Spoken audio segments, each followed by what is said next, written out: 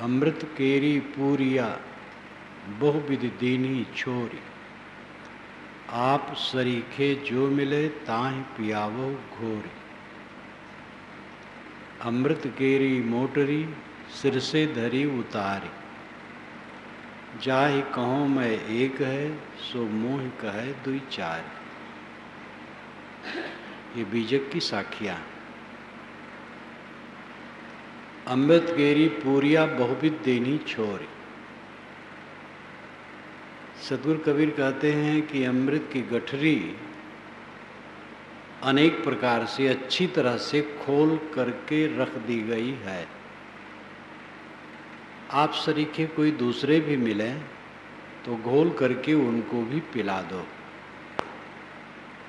ये संतों की करुणा सदा रही है। ऋषियों, मुनियों, पीरों, ये सब संत हैं।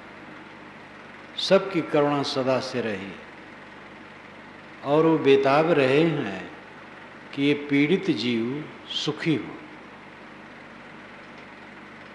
वेदव्यास जी महाराज की बात जब कोई नहीं सुन रहा था,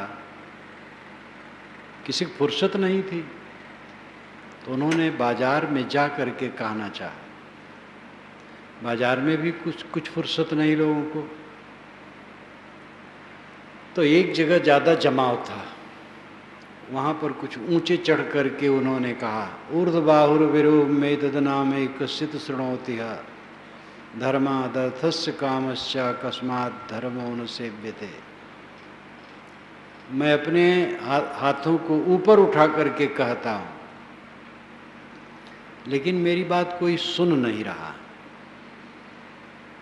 धर्म से ही अर्थ और काम ठीक से सफल होता है, लेकिन कोई धर्म की तरफ ध्यान नहीं दे रहा। कितनी पीड़ा है इस भावना में, इस कथन में। ऊर्ध्वबाहुर विरोम मेतद नामे कश्चित् शृणोति। ऊपर हाथ उठा करके मैं कह रहा हूं, लेकिन कोई सुन नहीं रहा। धर्मादर्थस्य कामस्य, अर्थ और काम धर्म से ही सफल होते हैं। कस्मात् धर्मो न सेव्यते, क्यों नहीं धर्म का सेवन करते हो। अमेरिका के एक संत आए थे तो उन्होंने मुझसे पूछा था, क्या महाराज संत करुणा के चक्कर में न हो, ऐसे भी हैं? करुणा करके सब प्रपंच आता है। देखो करुणा ही का तो फैलावा आश्रम है, नहीं तो इसकी क्या जरूरत थी, और इतने बड़े सभागार की भी क्या जरूरत थी। ये करुणा का ही सब फल है। जो मेहनत किया जाता है करुणा का ही फल है। पहले से संत करुणा करते आए हैं, आगे भी करेंगे। अमृत केरी पूरिया बहुविध दीनी छोरी। अमृत की पुड़िया, पुड़िया छोटी गठरी को कहते हैं, उसको खोल करके ठीक से रख दी गई है। आप भी इसको पी करके रुक न जाना। आप पी लिए, सुखी हो गए, लेकिन दूसरा भी अगर कोई चाहे तो आप भी मेहनत करना और घोल करके उसे पिलाना। धर्म की बात जो कहता है, मुझे याद है बचपन की, महाराजा पंडित बड़े अच्छे थे, सदाचारी थे, बहुत बढ़िया थे। उस क्षेत्र में वही ज़्यादा कथा कहते थे। सत्यनारायण व्रत कथा, भागवत कथा भी यदा कदा। गांव में सत्यनारायण व्रत कहीं भी हो मैं जरूर सुनता था। बचपन से जब से होश में आया, वही लीलावती कलावती, वही तुंगध्वज राजा लकड़ियारा, वही ब्राह्मण। लेखक बड़ा चतुर था, सभी वर्ग को मिलाया है। लेकिन धर्म का नाम जहाँ हो तो मेरी प्रवृत्ति हो वहाँ पहुँचो, सुनता रहता था। तो वे बतावें, कथाकाल लोग अतिरिक्त बातें भी बीच बीच में बताते रहते हैं। धर्म की बात का आचरण करो, धर्म की बात दूसरे को सुनाओ। जो दूसरे को सुना के धर्म में मार्ग में लगाता वो बड़ा पुण्य पाता है। धर्म की किताबें पढ़ो, धर्म की किताबें खरीद करके दूसरों को दो, दान करो, बड़ा पुण्य होगा। कई बातें बताऊं, बहुत व्यवहारिक, ये करुणा ही है। अपने अपने ढंग से जैसी सूझ है, जैसा समझ पाते हैं। नाना मत के लोग, लक्ष्य तो उनका ठीक ही है, सबका उद्देश्य एक है, दुख निवृत्ति। तो साहब कहते हैं कि तुम अमृत की पुरिया घोल करके पी गए और चुप बैठ गए, ऐसा मत कर। दूसरा भी अगर चाहे तो उसको भी घोल करके पिलाना। अमृत क्या है? अमृत की पुरिया कहाँ है? जहर तो बिकता है, अब आजकल जहर और सुलभ है। खेत में फसल में दवाई डालने वाला वो भी जहरीला, न मालूम कितना जहर आजकल फैल गया है। और आत्महत्या की वीरता आजकल खूब बढ़ गई है। जितनी आत्महत्या आजकल होती है, कम से कम अंग्रेज गवर्नमेंट जमाने में उतनी हत्या नहीं होती थी। जहाँ तक उस समय मेरी बुद्धि समझती थी, उसी के अंदाज से आज कह रहा हूँ। उस समय भूखमरी भी पड़ती थी गांव में, ये सावन भादों के बीच में और माघ पूस के बीच में। कुछ गरीब तबका में खाने को नहीं रहता था, 2-2 दिन 3-3 दिन चूल्हा नहीं जलते थे। जब पता चले तो उनको कुछ दिया जाता था। आज ये नहीं, लेकिन उस जमाने में किसी को नहीं सुना कि खाने को नहीं पाए इसलिए आत्महत्या कर लिए। अब आजकल सब कुछ है और आत्महत्याएं हो रही, क्योंकि अहंकार बढ़ गया, कामनाएं बहुत बढ़ गई, इसलिए आदमी अशांत है। जहर तो सर्वत्र है, लेकिन अमृत कहीं नहीं मिलता है। जहर लेकर के आदमी खा के मर जाता है, अमृत दुकान से खरीद लावे और पी ले और सदा अमर रहे। आत्मा जो मर गया हो उसको अमृत पिला दिया जाए और वो जी जाए, ऐसा कहीं नहीं। सुनी अमी देखी गरल सब करतूत कराल, गोस्वामी जी ने कहा। अमृत केवल सुना जाता है और जहर देखा जाता है, तो अमृत तो कहीं नहीं मिलता है। वस्तुतः भूख लगने पर भोजन मिलता है, भोजन अमृत है, अन्न अमृत है। अन्न का अर्थ होता है आहार, वो अमृत है। ये पहला अमृत है। दूसरा अमृत है मीठा वचन। मीठा वचन बोलो, कटुक वचन मत बोल रे, तो को पीऊ मिलेंगे। घट घट में वही साईं बसत है, कटुक वचन मत बोल रे। घट घट में वही परब्रह्म परमात्मा खुदा और परम तत्व बसता है, इसलिए कट वचन न बोलो, मीठा वचन बोलो। इसमें पैसा नहीं लगता है, लेकिन आदमी इतना क्षुद्र है कि बिना दाम के जो मिलता है उसका उपयोग नहीं कर पाता है। मीठा वचन बोलने में क्या लगता है? घर घर में जो कला है उसका कारण क्या है? कड़वा वचन। और कड़वा वचन का कारण क्या है? अहंकार कामना। कुल घूम घुमा करके अहंकार कामना विषय, वही महाजहर है और वहीं से सारा दुख उत्पन्न होता है। अमृत की पुरिया, अमृत है अन्न, दूसरा अमृत है मीठा वचन, तीसरा अमृत आध्यात्मिक है। ये दोनों तो व्यवहारिक है। मीठा वचन बोलो, भूख लगने पर अगर कोई भुक्खड़ है आपके है तो दो। तीसरा अमृत आध्यात्मिक है, कबीर साहब ने बीजक में ही रामायणी में कहा है, रामायणी की साखी में, अमृत वस्तु जाने नहीं मगन भया सब लोग, कहें कबीर कामो नहीं जीव ही मरण न हो। लोग अमृत वस्तु नहीं जानते हैं, मगन है सब विषय वासना में। कहें कबीर कामो नहीं, जब कामना की निवृत्त हो जाती है तो ये अमृत है। और जीव ही मरण न होए, जीव का मरण नहीं होता है, इसलिए जीव अमृत है। जीव अमृत है, आत्मा अमृत है और निष्कामता अमृत है। ये आध्यात्मिकता का पक्ष है। आत्मा अमृत है, उपसर्ग है। मृत मरे हुए को कहते हैं।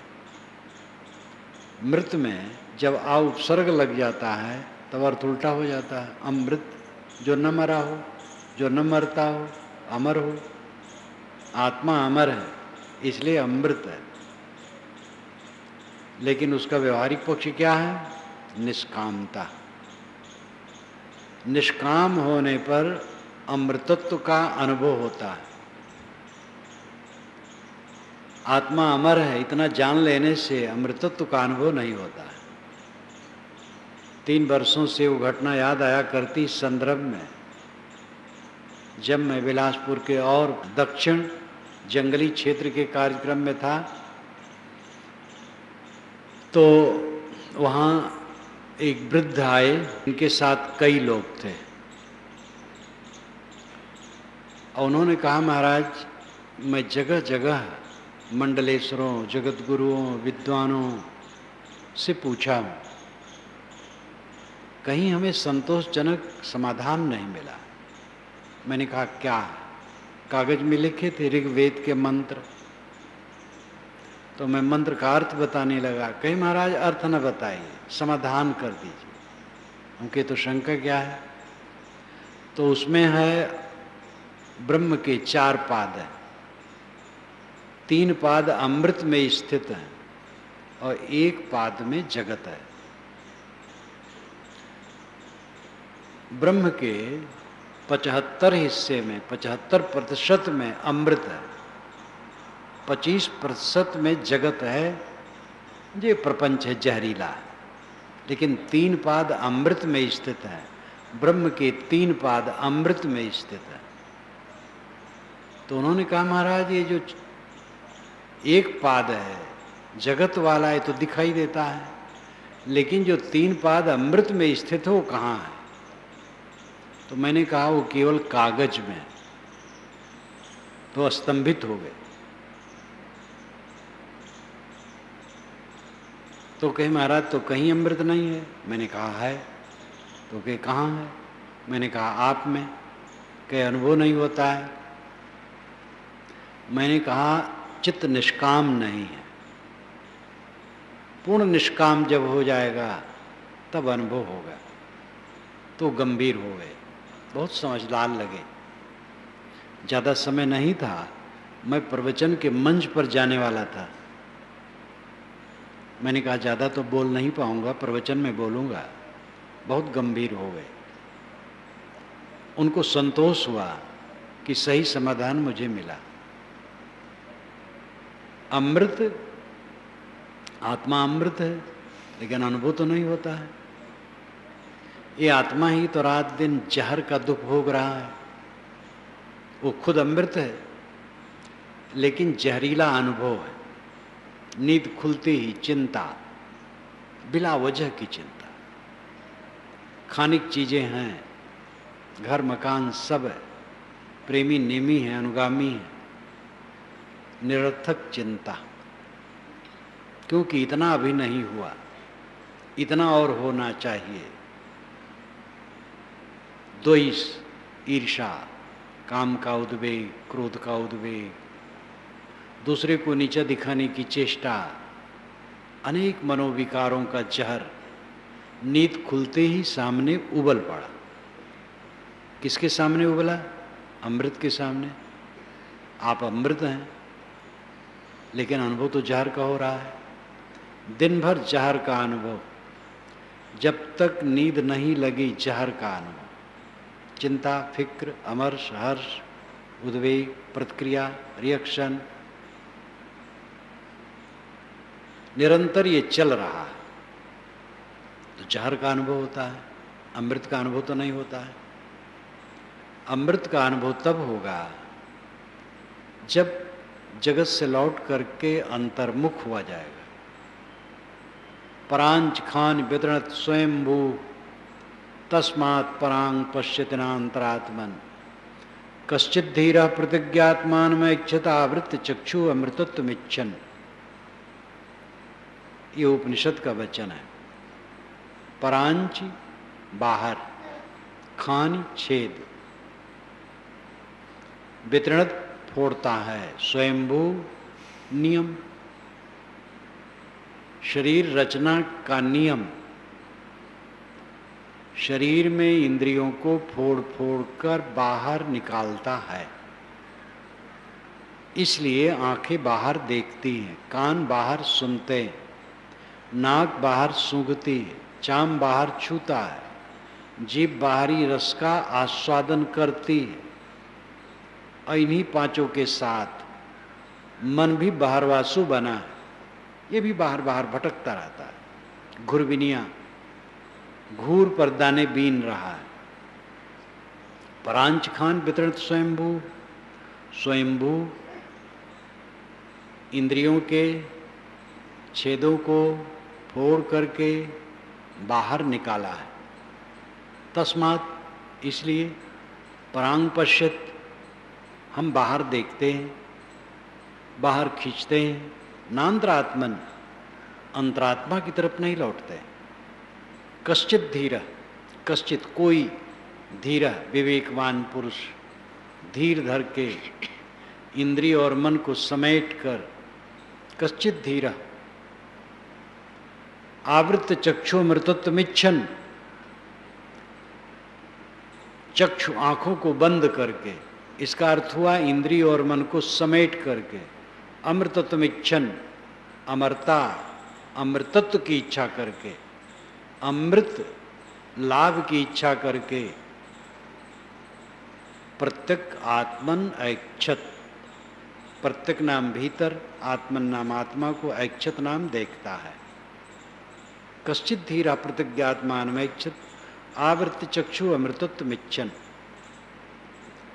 प्रकृति ने इंद्रियों को फोड़ फोड़ कर बाहर निकाला है, इसलिए मनुष्य बाहर देखता है, अंतरात्मा को नहीं। कोई विवेकवान पुरुष अमृतत्व की इच्छा करके और इंद्रिय मन को समेट कर अंतरात्मा को देखता है। मैं आशा करता हूं आप सब इसके पात्र बने, सब के सब अधिकारी हैं। इंद्रिय और मन बहिर्मुख हैं, इनको लौटाएं अपनी तरफ, अपने को देखें। ऋषियों ने अपनी तरफ ही घूमने के लिए कहा है। पहले जमाने में प्राकृतिक देवताओं की उपासना जरूर चली, लेकिन वे लौटे तो अंतर्मुख हुए। इसीलिए उपनिषद के वचन कहे, सांख्य के वचन कहे, सांख्य शब्द ही आत्मज्ञान परक हो गया। सांख्य शब्द जब बौद्ध त्रिपिटक में आता है तो उसमें भी अर्थ होता है आत्मज्ञान। सांख्य तो और बड़ा प्रौढ़, सांख्यम विशालम परमम पुराणम महारणम विमल मुदार कांतम।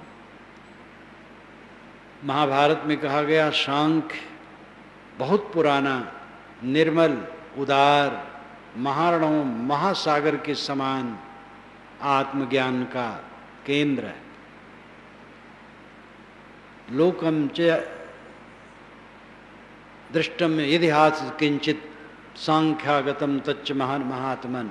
लोक में जो कुछ भी ज्ञान दिखाई देता है सब सांख्य से आया है।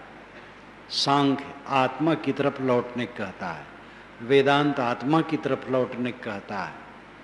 कबीर साहब तो उसको खूब कहते ही हैं। अमृत आपके अंदर है, बाहर अमृत हो तो आपको लाभ नहीं मिलेगा। ऐसे दर्शन और विचार हैं। परमात्मा अलग है, वो सच्चिदानंद है। जड़ प्रकृति केवल सत है, ध्यान दीजिए, जड़ प्रकृति केवल सत है, चित नहीं है, और आनंद भी नहीं है। और जीव सत के साथ चित भी है लेकिन आनंद नहीं। ब्रह्म सत चित आनंद तीनों है। इसलिए जीव जब प्रकृति से हट करके ब्रह्म के तरफ चलेगा तब उसको आनंद होगा। वो प्रकृति की तरफ जुड़ा है, दुख भोगता है, भगवान की तरफ लौट जाए तो आनंद पा जाएगा। ये उनकी व्याख्या है। सच्चिदानंद, सच्चिदानंद, सतचित आनंद। जड़ प्रकृति केवल सत है, जीव सतचित है और ब्रह्म सच्चिदानंद है। उसमें तीनों गुण हैं। ब्रह्म ने आनंद जीव को नहीं दिया, अपने पास रखा जिससे उससे अपनी पूजा करवा सके, लेकिन वेदांत ये नहीं स्वीकारता। जीव ही सच्चिदानंद है। जीव ब्रह्मयु न पराः, जीव ब्रह्म ही है, दूसरा नहीं। ये एक वचन में नहीं, दर्जनों बार कहा गया है। याज्ञवल्क्य ने तो कहा, जो मानता है देव अलग है, मैं अलग हूं, वो देवताओं का पशु। एक एक आदमी की सेवा में बहुत पशु होते हैं। अगर एक पशु भी उसके हाथ से निकल जाए तो आदमी को अच्छा नहीं लगता। इसी प्रकार अनेक मनुष्य एक एक देवता की पूजा करते हैं। कोई मनुष्य अगर इन देवताओं के हाथ से छूट करके अलग हो जाए और वो ये समझ ले कि मैं ही ब्रह्म हूं, तो देवता इसको पसंद नहीं करते। इस प्रकार देवताओं का याज्ञवल्क्य ने मखौल उड़ाया है बृहदारण्यक उपनिषद में। उपनिषद सौरभ में इसको मैंने लिखा है। तो वेदांत ये नहीं मानता, सांख्य नहीं मानता, कबीर साहब ये नहीं मानते कि जीव केवल सतचित है और आनंद नहीं है। आनंद बाहर से मिलेगा, बाहर से मिलेगा तो फिर निकल जाएगा। बाहर से मिलने वाली बात में उदाहरण देते हैं कि लोहा आग से छू जाए तो लोहा लाल लाल और गरम गरम हो जाता है। इसी प्रकार जब जीव ब्रह्म से छू जाता है, ब्रह्म की उपासना में तन्मय हो जाता है, ब्रह्म से अपना ऐक्य कर लेता है, तो ब्रह्म के आनंद से वो तप्रोत हो जाता है।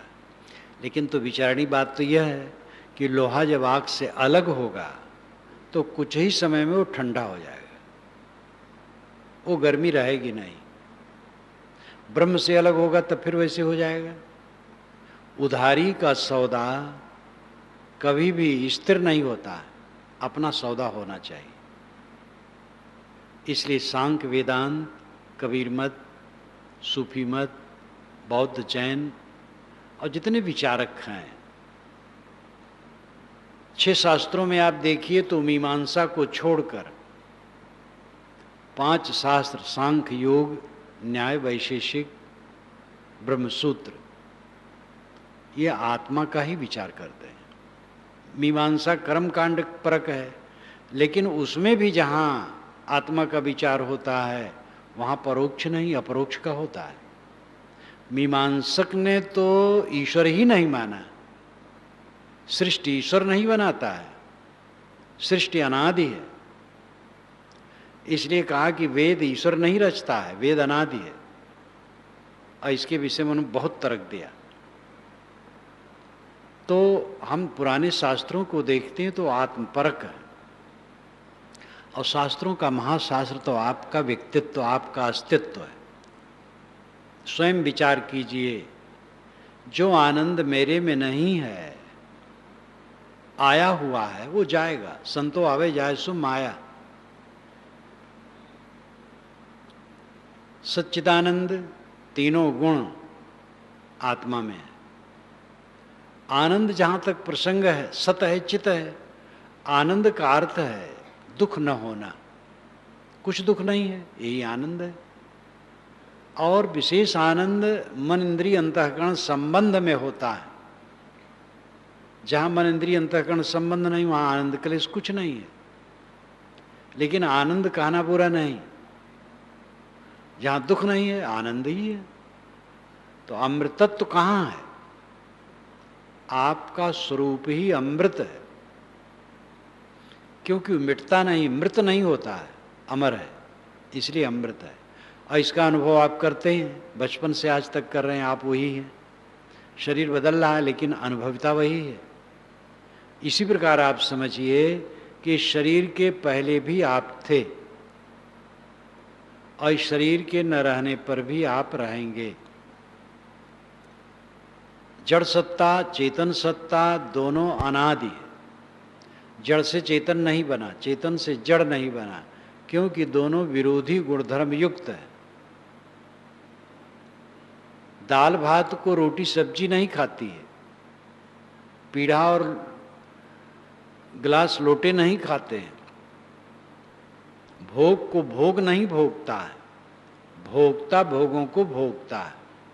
भोक्ता पुरुष है, भोग प्रकृति, पुरुष नाम आत्मा, पुरुष, ये दो पद मिल करके पुरुष शब्द बनता है। पुर नाम आगे, उस नाम जलाना, आगे आगे जो ज्ञान प्रकाश करता रहता है, ये आत्मा पुरुष है।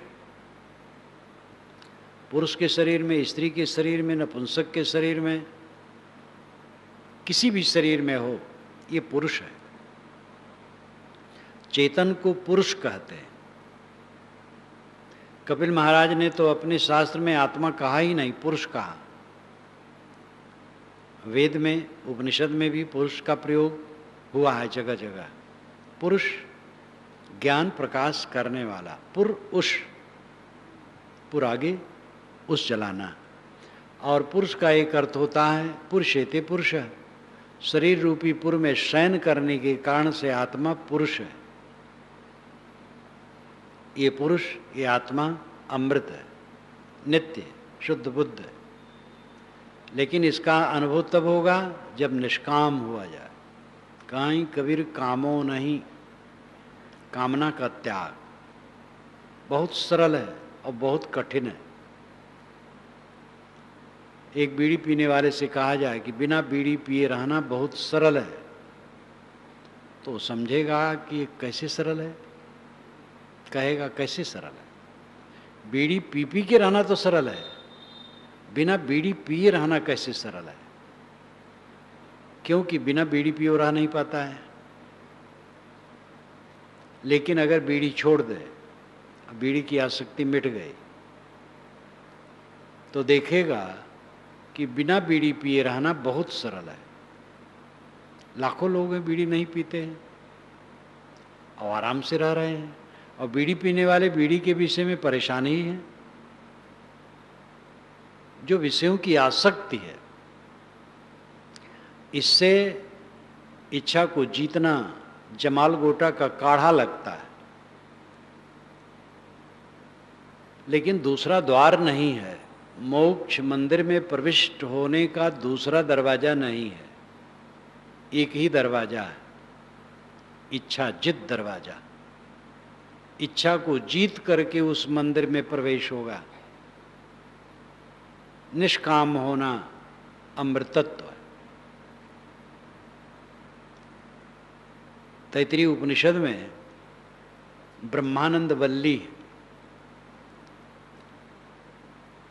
शिक्षा वल्ली, भृगवल्ली, ब्रह्मानंद वल्ली, ब्रह्मानंद वल्ली में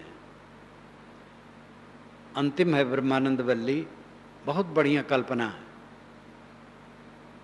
एक आदमी है, वो जवान है, सुंदर है, प्रौढ़ है, उसके अंग सब हिष्ट पुष्ट है, और ये दुनिया का सारा पदार्थ उसी के लिए है। तो यह एक मानुष आनंद है। ऐसा 100 मानुष आनंद इकट्ठा किया जाए तो एक पितर आनंद है। ऐसा 100 पितर आनंद इकट्ठा किया जाए तो एक गंधर्व आनंद है। ऐसा 100 गंधर्व आनंद इकट्ठा किया जाए तो एक देव आनंद है। और ऐसा 100 देव आनंद इकट्ठा किया जाए तो एक इंद्र आनंद है। और ऐसा 100 इंद्र आनंद इकट्ठा किया जाए तो एक प्रजापति आनंद है। और ऐसा 100 प्रजापति आनंद इकट्ठा किया जाए तो एक ब्रह्मांड का आनंद है। लेकिन ये सब आनंद एक तरफ रखो और दूसरी तरफ वह मनुष्य जिसे आत्मज्ञान है और इच्छा शून्य है, उसके आनंद की तुलना में ये सब व्यर्थ है। तो ये लंबी यात्रा ऋषि ने क्यों करवाई है? क्योंकि मनुष्य का मन यही तो चाहता है, मेरा शरीर खूब बलवान, हृष्ट पुष्ट, सुंदर, बहुत दिन रहने वाला हो। मन तो होता सदा रहने वाला हो, और ये दुनिया का सारा भोग केवल मेरे लिए हो, मेरे अधीन सब रहें। तो ऋषि कहते कोई बात नहीं। लेकिन जो आत्मज्ञानी और निष्काम पुरुष है उसके सामने तो ये तुच्छ है। गंधर्व का आनंद, तो कहा गंधर्व के आनंद के सामने भी यही बात है। फिर देव, इंद्र, प्रजापति,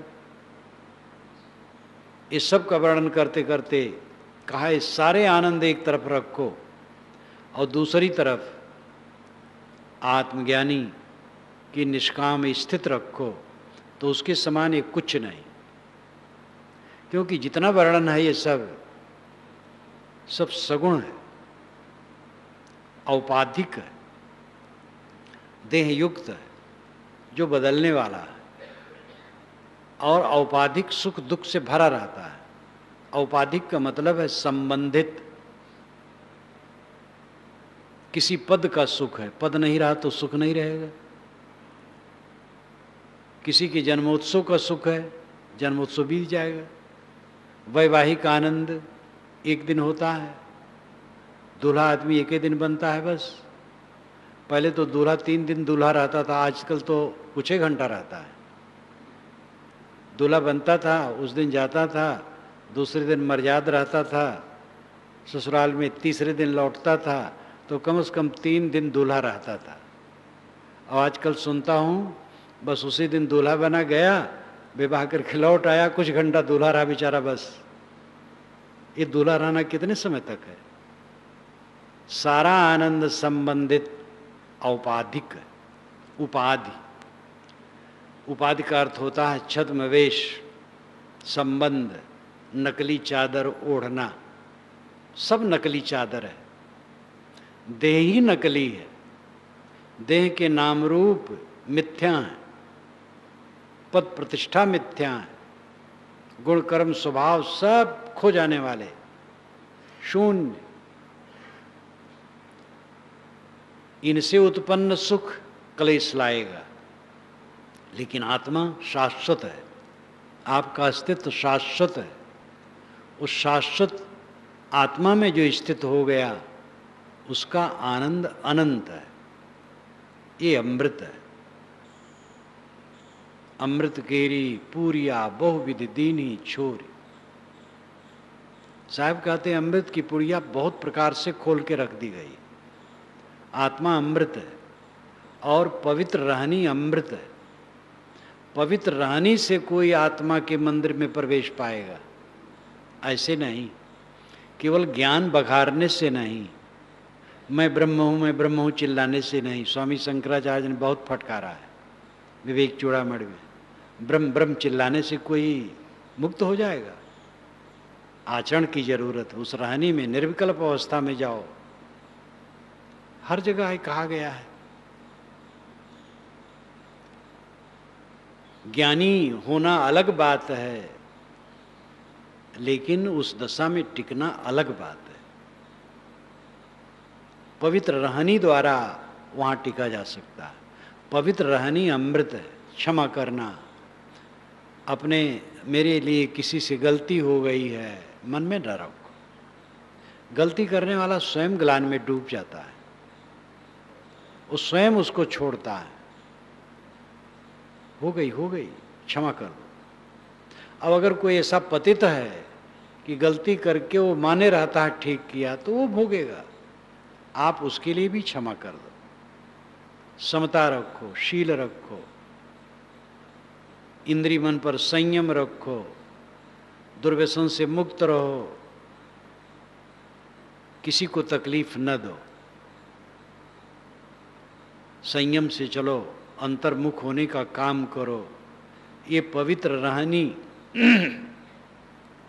अमृत है। ये सबका लबोलबाब निष्काम स्थित अमृत है। मैंने कहा था शायद सुबह ही कि जीवन का फल केवल सदाचार नहीं है। साधक लोग अगर सदाचार में ही रुक गए तो बीच में रुक गए। सदाचार तो भूमिका है, निष्काम अवस्था में पहुंचना मंजिल है। आत्मज्ञान हो और निष्काम हो जाए, बस फिर मुक्ति का कहीं अलग से कुछ खोजना है। मुक्ति का द्वार उसके लिए खुला है। मुक्त स्वयं है, द्वार कहना भी एक कहना है, एक अलंकारिक हो गया। आत्मा को समझ लिया, मैं शुद्ध बुद्ध निर्मल हूँ, देह से अतीत हूँ और दुनिया से निष्काम हो गया, बस अमृत हो गया, महासुखी। लेकिन समस्या फिर वही आती है, घर कैसे चलेगा, परिवार कैसे निभेगा, साधुओं का मठ भी कैसे चलेगा। साधुओं पर तो और दया आती, महंतों पर।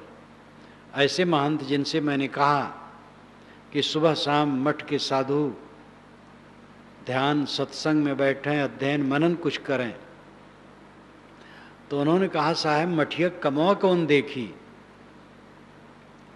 अगर ये मठ के साधु सुबह शाम बैठेंगे, ध्यान और सत्संग करेंगे, तो मठ का काम कौन करेगा।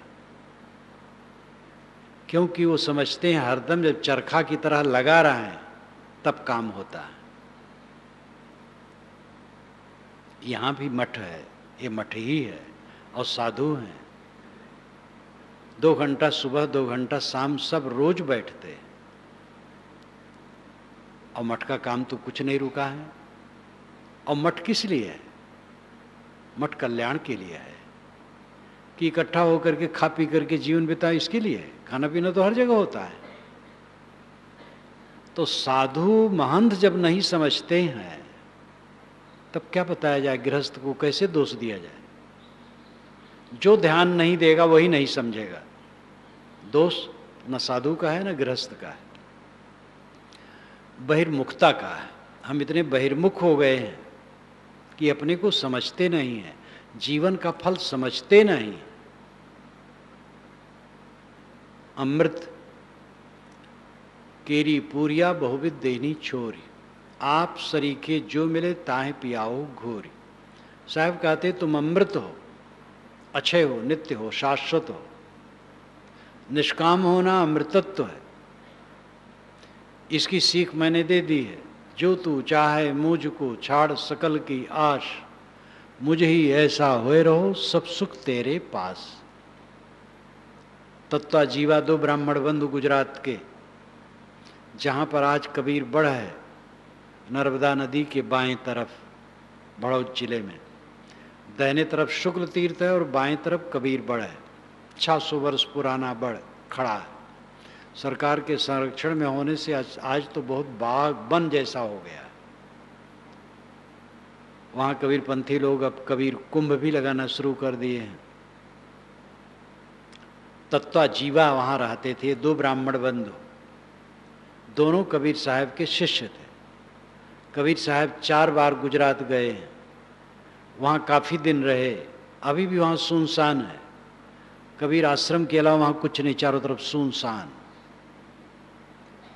कबीर साहब के पैर उन दोनों ने पकड़ लिए, कहे महाराज आप यहीं रहिए, हम आपकी सेवा करना चाहते हैं, हम आपको चाहते हैं, आप यहीं रहें।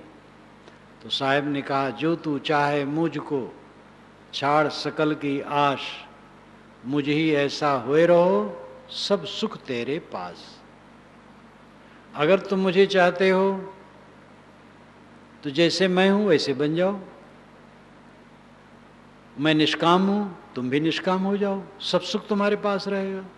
मेरे हाथ पैर को पकड़ करके क्या करोगे? तो उन्होंने कहा महाराज आप बनारस चले जाएंगे और हम यहाँ समुद्र के किनारे, कैसे कल्याण होगा? तो उन्होंने कहा जो गुरु बसे बनारसी, शिष्य समुंदर तीर, बिसराए बिसरे नहीं जो गुण होए शरीर। गुरु बनारस में है, शिष्य समुद्र के पास है, लेकिन अगर शिष्य में शिष्यत्व है, गुरु का उपदेश उसके हृदय में है, तो भूलेगा नहीं। अमृत निष्काम अवस्था है। अमृत केरी मोटरी सिर से धरी उतारी, जाय कहूँ मैं एक है सो मोह कहे दुई चारी। साहब कहते हैं लोगों ने तो उल्टा किया है, अमृत की गठरी सिर से उतार करके अलग रख दी, उसे कुछ मतलब नहीं। यानी आत्मज्ञान, निष्काम होना, पवित्र रहनी में चलना, इस बात को लोगों ने दरकिनार कर दिया। केवल पेट धंधा में भाग रहे, भोगों में भाग रहे, सत्ता के लिए युद्ध कर रहे, झूठा अहंकार करके धर्म और मजहब को लेकर के जल रहे, एक दूसरे को तकलीफ दे रहे हैं। अमृत की गठरी सिर से उतार करके अलग रख दिया। अमृत केरी मोटरी सिर से धरी उतारी। अमृत की गठरी इन्होंने सिर से उतार के अलग रख दी, दरकिनार कर दिया, कोई मतलब नहीं। जीवन का फल जो अमृतत्व है उससे कोई मतलब नहीं। जाहि कहूँ मैं एक है, मैं जिससे कहता हूँ एक है, अकेला हो जाओ, अद्वैत हो जाओ। मोह कहे दुई चार, मुझे दो चार उल्टी सीधी बातें सुनाता है। परम शांति कहाँ है? एक हो जाने में, अद्वैत हो जाने में, अकेला हो जाने में। अकेला होना है, कितना कोई प्यारा हो हृदय से लगाए रहो, लेकिन जब गाढ़ी नींद में जाना चाहोगे तो उससे हट जाओ। अमृत के समय अकेला चल देना होगा। जीव अकेला है, मन द्वैत बनाता है। मन जब उपस्थित होता है तो जगत प्रपंच सामने होता है, और मन जहां शांत हुआ, अद्वैत, अकेला। एक ने मेरे ऊपर कटाक्ष किया कबीर दर्शन को लेकर के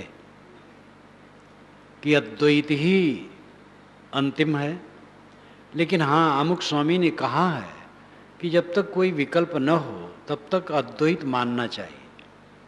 तो मैंने उसके उत्तर में लिखा, जो कबीर दर्शन की परिशिष्ट में छपा है,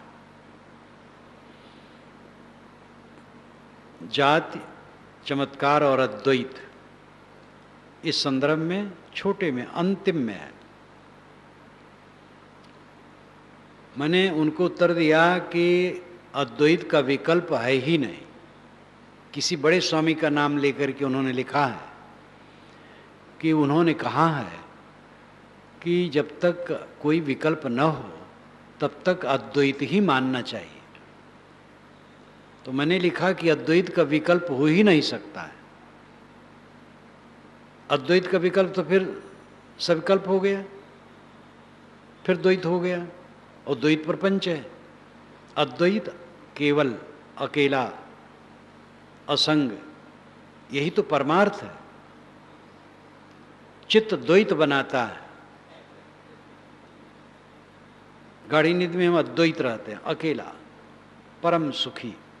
जैसे नींद खुली, चित्त सामने आया, उसके पर्दे पर संसार की वस्तुएं प्रतिबिंबित होने लगी और द्वैत बनना शुरू हो गया। अद्वैत परम सुख है, अकेला हो जाना। और समाधि और ध्यान क्या है? बारंबार कहा जाता है, चित्त वृत्ति निरोध समाधि, ध्यान है। दृष्टि योग, स्वर योग इत्यादि ये खूंटा है आरंभिक साधकों को अपने मन को बांधने के लिए। ये मंजिल नहीं है। बंद आंखों में अंधकार प्रकाश जो कुछ दिखाई देता है उसमें मन ठहराने का अर्थ है चंचल चित्त को एक जगह बांधना, या सांस पर मन ठहराना चंचल चित्त को एक जगह बांधने की प्रक्रिया है। लेकिन असली क्या है? संकल्पों का त्याग करना। सारे संकल्प छूट जाएं, शांत। ये सहज नहीं है, करते करते होगा, कोई घबराओ मत। अगर 10 सेकंड के लिए संकल्प शून्य हो गए तो आपके जीवन में, अगर आप 50 वर्ष के हैं तो ये 10 सेकंड का जीवन आपका असली जीवन ठहरा और बाकी जो जीवन व्यर्थ गया है, ये असली जीवन है। अथवा जो आप जिए हैं 50 वर्ष, उसका फल हो, वो भी साकार है, सार्थक है। लेकिन सार्थक समय है जब संकल्पहीन होकर के साधक स्थित होता है। और जहां संकल्पहीन हुआ तो द्वैत कहाँ रहा? द्वैत मन से होता है। एक अद्वैत की परिभाषा दूसरी है कि ब्रह्म से जगत बना है और जगत ब्रह्म में लीन हो जाएगा, फिर अद्वैत। वेदों में ऐसा आता है कि ब्रह्म जगत हो गया, ब्रह्म ने अपने में से जगत बना दिया, वो काव्य है। और उस काव्य के चक्कर में लोग सिद्धांत बना लिए कि निर्वयव निर्गुण शुद्ध ज्ञान स्वरूप ब्रह्म जड़ जगत बन गया। बिल्कुल विरोध। जो निर्वयव है, निष्क्रिय है, निर्मल है, शुद्ध चेतन है, वो जड़ कैसे बन जाएगा? इसलिए शास्त्रों की बात विचारणीय है। स्वामी शंकराचार्य ने स्वयं उपनिषद भाष्य में लिखा है कि श्रुतियों के सैकड़ों वचन परस्पर विरुद्ध हैं और उनके व्याख्याताओं के आचार विचार अपने भिन्न हैं और वे बहुज्ञ होते हुए भी विमत रखते हैं। इसलिए सामान्य लोगों को श्रुतियों का अर्थ समझना बहुत कठिन है। मैं अपनी बुद्धि शक्ति के अनुसार प्रयास करूंगा। बड़ी विनम्रता से उन्होंने कहा है। उपनिषद सौरभ की भूमिका में उनके मूल वचन को उद्धृत करके हिंदी टीका दे दी गई है और विवेक चूड़ामणि में जो अभी छपने वाला उसमें भी मैंने इसको दिया है, क्योंकि शंकराचार्य स्वामी का वचन ही है और तो उनकी पुस्तक ही है। इसलिए श्रुति कह लेने से सब श्रुतियां प्रमाण नहीं हैं। सब श्रुतियां कैसे प्रमाण हैं? श्रुतियों में तो अश्वमेध यज्ञ लिखा, घोड़ा काट करके हवन करो, नरमेध तक है, वो सब त्याज्य हो गया है। 55 मुद्दे वैदिक हैं, वैदिक पंडितों ने ही कलिवर्ज कह करके छोड़ने की राय दी है और सब श्रुति वचन है, तो त्याज्य हुआ। इसलिए नीर छीर विवेक की जरूरत है। तो जड़ चेतन एक ब्रह्म मान लेना, ये तो सिद्धांत को खराब कर देना है। ब्रह्म में से जगत बना और ब्रह्म में लीन हो गया, भावुकता की बात। ब्रह्म शुद्ध बुद्ध है, निर्मल है, उसमें जगत क्यों बनेगा? वो निर्मल है, जगत से अतीत है। स्वामी शंकराचार्य कहते हैं 10 धा, शतधा, सहस्रधा विकार प्रकृति में भले हो, आत्मा निर्विकार है। यहाँ जड़ चेतन अलग हो गया, प्रकृति अलग है, आत्मा अलग है। इसलिए आत्मा का अद्वैत जड़ चेतन मिला करके जो कहा जाता वो भ्रामक है। तथ्यतः अद्वैत है संकल्पों को त्याग करके अकेले रह जाना। ये अद्वैत सार्वभौमिक है और इसका विकल्प दुनिया में कोई नहीं। और सभी साधक, सभी मत के साधक अंत में मानते हैं संकल्पों का लय, विकल्पों का लय अंतिम समाधि। जब संकल्पों का लय हो गया तब क्या रह गया? अकेला चेतन मात्र, शुद्ध सत्ता, वो अद्वैत है, अकेला है। इसलिए अद्वैत का विकल्प नहीं है।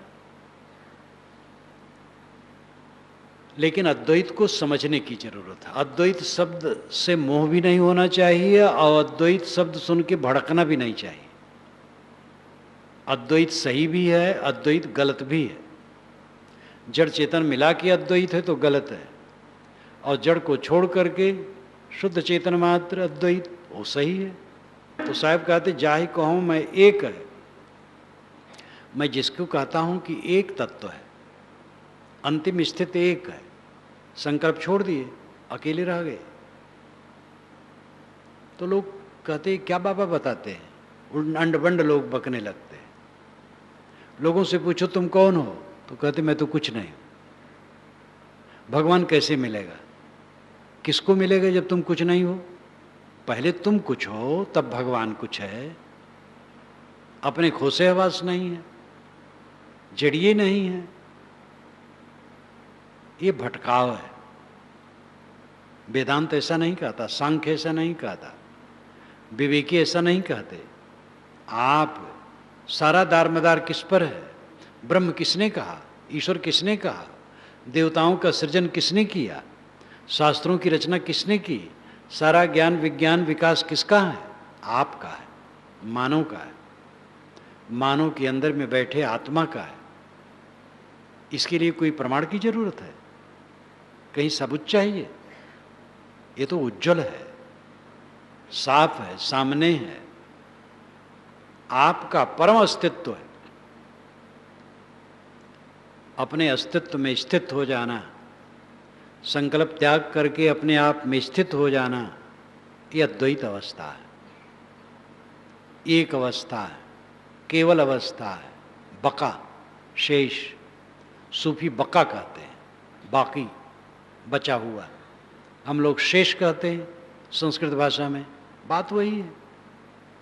बका, शेष, केवल, निर्वाण, अद्वैत, असंग, ये सब शब्द है, सबका अर्थ एक है। जब संकल्प शांत हुआ, आत्मा स्वयं शेष रहा।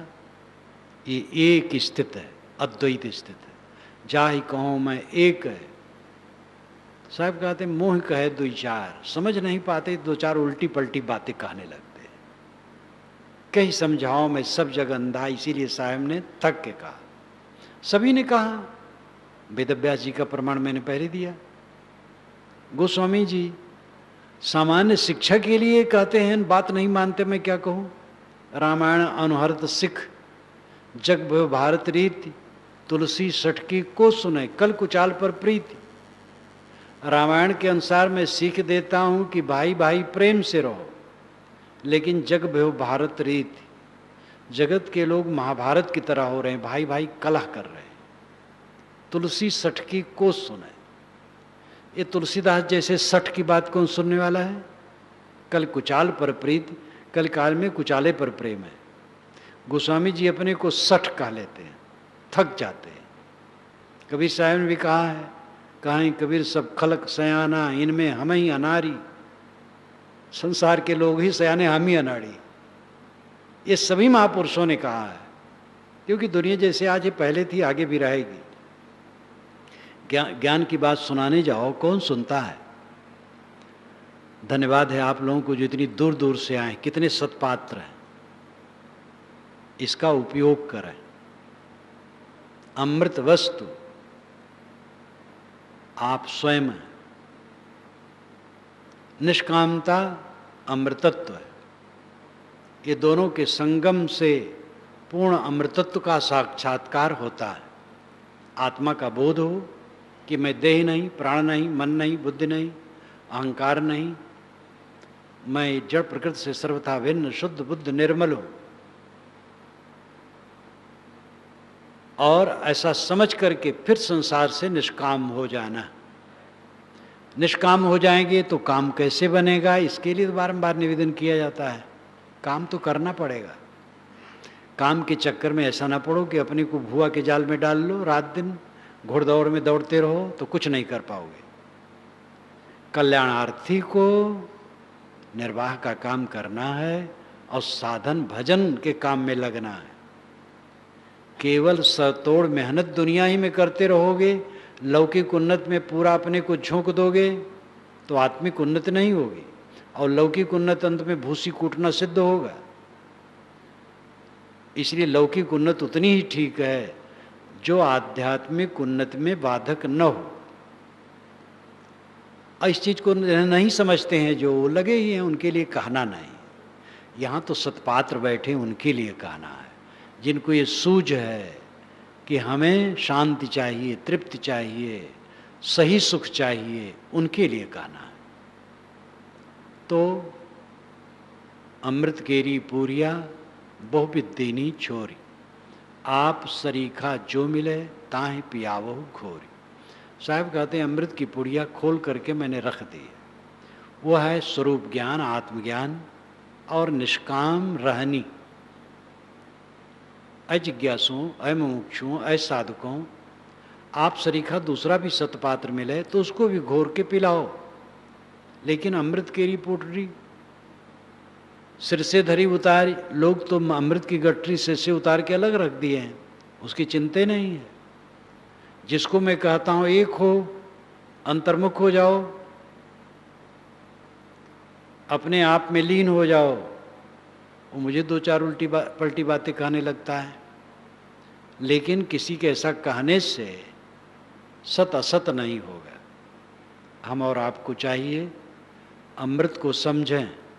व्यवहार में अमृत अन्न है, भोजन है और मीठा वचन है। अध्यात्म में अमृत आत्मबोध और निष्काम अवस्था है। इसमें स्थित होना अमृतत्व की उपलब्धि है।